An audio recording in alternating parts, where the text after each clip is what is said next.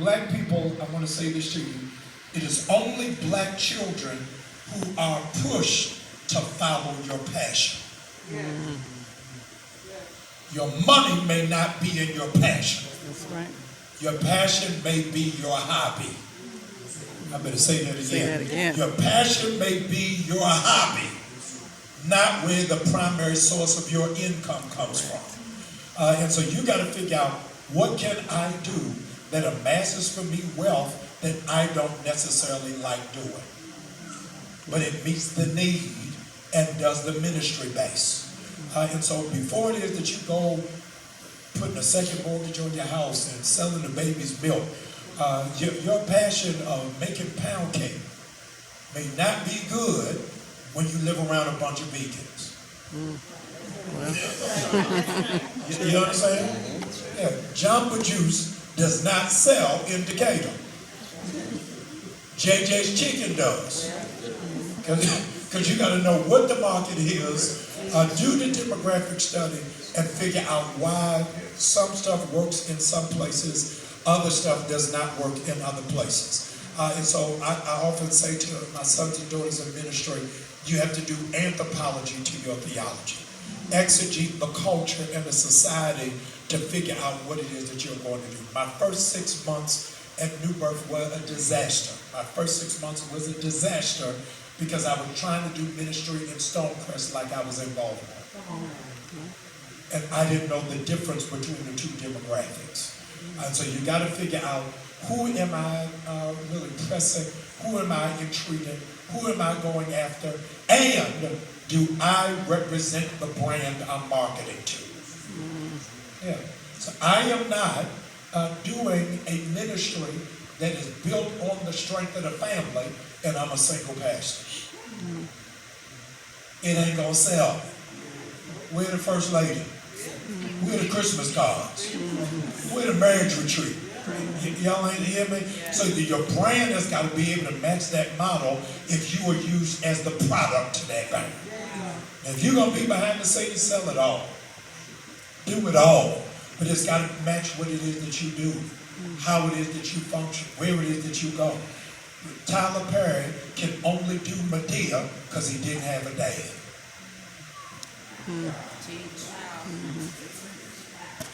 Having an active father, he would have never got up in a dress. So you got to know the psychology of what it is that you bring, how it is that you function, and where it is that you move. Kirk Franklin could only have the family and bring them back. I need you all to see the psychology. He never, Vincent, went on tour with the family in 20 years till he met his dad. He left the group. When he reconciles with his father, then he brings the band back together. We ain't seen the family in 20 years. It's just been Kirk Franklin. So you got to figure out of my brokenness, out of my testimony, out of my issue, how do I bring the different values and different sectors of what I represent to that market and to that issue. One minute. Does that make sense? Here's the thing, wait, real quick. So Adam stepped away for a second to go upstairs with Dr. Bryant to record the V103 drops every day. The weird thing is that Adam and I have to sit through 2 minutes of that 4 times a day, 2 days a week. And by ourselves with muffled mouths have to process the fact that this man drops gems like he has no pockets. I think it's important, and we're gonna let two of the panelists ask you a question for the benefit of the segment. That to go from where you are to where you want to be, you have to take time to invest in the knowledge that impacts the destination. This is overflow because this is his regular.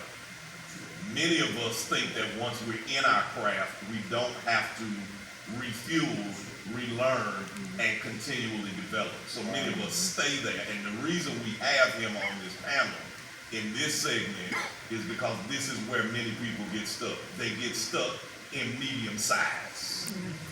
They don't realize that there is a larger size and you've got to grow to it. It doesn't just fall on you by default. This is why we want to have the dialogue with him, because he's comfortable saying what he's not good at. He employs the deficiencies and still creates vision, impartation, and direction to allow every component to move forward. If you're not ready to do that, small will keep you hostage. And this is where the shift has to happen. And we want you to have the truth that goes with the technology.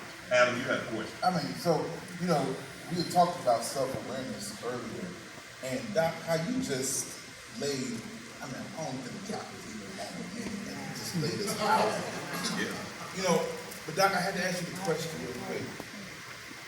How, in the small stage of the start process, how does somebody tie fact and faith? And what's a good way to start off tying fact and faith? So, if we have to figure out what the culture is doing, and I kind of got a good understanding, and you say, remember to that God will allow for there to be a place for God. How do you tie well? Because you do it well. How do you tie faith and fact together in almost a way to I won't even say guarantee, but give yourself an opportunity to actually see something manifest? So Adam's premise is off because facts don't go with faith. They're two completely different things. And so looking at the facts, it doesn't leave room for your faith. Right. There is absolutely no reason for you to believe. So I tell the story over and over again. I started December 8th, 2018. December 11th is my first meeting with the Finance Committee. And December 11th, they tell me I got $32 million worth of debt. That's the facts. I'm 4 months from foreclosure. That's the facts. I know no member of New Birth. That's a fact. The faith says I'm going to get it paid off. The facts don't back up my faith. That's right. So you got to figure, so you have to move beyond the realm of what the facts tell you. And at the point of, let me say it another way. Faith is a twin sister to delusion. Yeah. Yeah. You cannot operate That's right. in faith and operate in logic. Yes, you sir. have to get to a place where, in speaking in faith, people who don't operate in faith, will have a hard time believing. Yeah. So your faith factor is what got Joe put in a pit, because he's speaking in faith. Your stuff is gonna bow down to mine. It's the faith factor of white boys holding hands with little black girls is what got King killed. And speaking out in faith don't match what the facts are. And so when you're getting ready to plan a business, watch the language of people of faith that don't match facts. It ain't a good time for me to start. I don't have the capital to do it. I don't know anybody. Great, you are a perfect faith candidate to get all of this done and to move in the cohesion of what it is that can take place. The facts are, I'll put it to you this way. Facts, Adam, are an enemy of faith. Because the doctor gonna give you the facts. You got a year to live. Right. My faith says you're gonna add 15 years to my life. So you gotta override what that is. And so when you do that, Doc, and you have that distinguishing, knowing what You're going to take both of the questions. No, it's not. You're doing an addendum. It's about me. Go right ahead, Adam. Go ahead. So Doc, so in business, and I had to ask you the question because I think some people get lost there, right? Because you have the fact you don't have the money, but then you got the faith that yes, something will happen and you will work towards something. So then, where should you start in this field? Where should you start that you know is a calculated good move if they're starting out? Yeah, so and you all have, I think have heard me tell the story before, is you start at your parents' failure. Yeah. So I often tell people I had 3 opportunities to be a billionaire. 3 opportunities to be a billionaire. At the failure of my father, I'm at this table. So in 1983, Bob Johnson offers my dad the opportunity to be his partner to open BET. My father tells him no, because black people don't watch cable. The money that was used, that Bob Johnson asked him for, he went and bought a Mercedes-Benz. 10 years later, a man walks to my parents' house. They're living in Dallas at the time. A man walks on to my parents' front door, knocks on the door, and says, hey, I live down the street. I've been watching you. I don't know you. The people tell me you're a bishop. I'm getting ready to take my company public, and I got nobody black on the board. Would you do it? At that time, ladies and gentlemen, that's the CEO of Southwest Airlines. My father tells him, no, nobody gonna get on a plane where people wear khakis and you pick your own seat. It's the second time he done messed with me and take my money. Third time, my daddy is Bishop of West Africa over Nigeria, Ghana, Sierra Leone, Ivory Coast. And a group comes to him and says, hey, you got a little small church in the middle of the forest. We want to buy it from you. My father took a stand. The church will not be sold. We standing for Jesus. And only to find out, Mona, that company is the Goodyear Tire Company that wanted it to do that plane. So if you'll look it up, you'll see that Goodyear Tires is now registered in Liberia. It is not in the States. And they were using that whole forestry that the church owned, but he wouldn't sell it. So my father is one of the most devout Christians I know. He's a man of honor, man of integrity. He is a man's man. He's my superhero, but he is horrible at business. And so I took from where my father left off, because God sent him 3 opportunities he couldn't interpret. So now when opportunities come, I come with a different level of discernment so I don't miss what it is that God's working. So I say to you, before you study a book, study your parents' deficiency. That they gave you a front row seat on what not to do. And if you can master what your parents were horrible at, you will excel in every field of endeavor. Last question, I'm gonna let Mona, you the female at the table. Did you have a question for Dr. when we let him out? I have to process what is being said at this table. Okay. I believe my generation struggles with, like you said, there is a space where fact and faith, as Adam put it, oftentimes meet each other, right?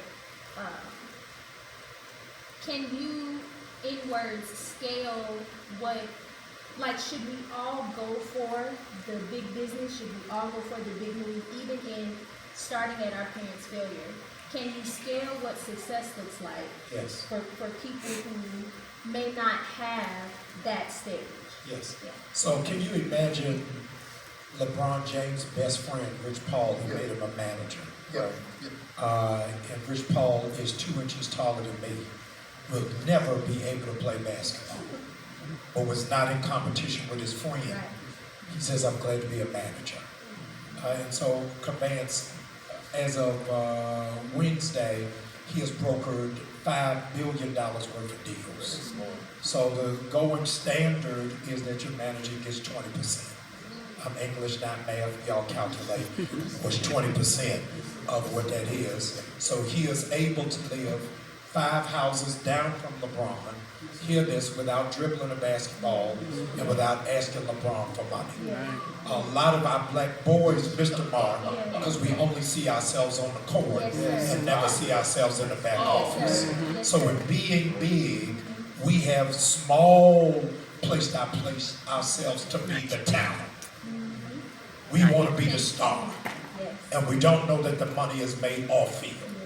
And so I think that there's a way that we can reprogram our children and our community of how to do well without being seen. Yeah. Good So job. we don't know how to glow up and be underground. Yeah. So I often say in black churches, whenever I hear about an anonymous donor, I know they're white. Because when black people give big, they want their name called. Yeah, so you got to figure out, how do I make money behind the scenes? How do I make it? I'm going to call him Lil Wayne. Country Wayne blew up in the pandemic from doing skits. The person who did as well as him was the camera guy. Right. Yeah. They would do one scene. I did 3 of them. They did one scene, but this boy was producing it, and he started on his iPhone. He went from his iPhone in the pandemic to producing a Netflix special without having a 90210 address, without going to NYU. Come on. But he figured out, how do I attach to somebody who is the creative, use my gift, and monetize it on my level? So you got to retrain your circle. Yes. Say, hey, I'm going to the town. But y'all got to figure out how y'all going to eat without being on my plate. And if you don't do that, you're going to starve to death feeding the whole hood off your one hit. Yeah, so figure out to recalibrate how it is that you do it in different ways, in different sectors, without you being the talent. Because everybody can't be Steve Jobs. You can't. Everybody can't be Mark Zuckerberg. You can. Everybody can't be Bishop Jakes. But there are other people who are around them who are eating and doing well, and they are comfortable not holding the mic. Yeah, so be comfortable going to the bank if you don't go to the stage. That's what I was saying. Let's give Dr. Bryant a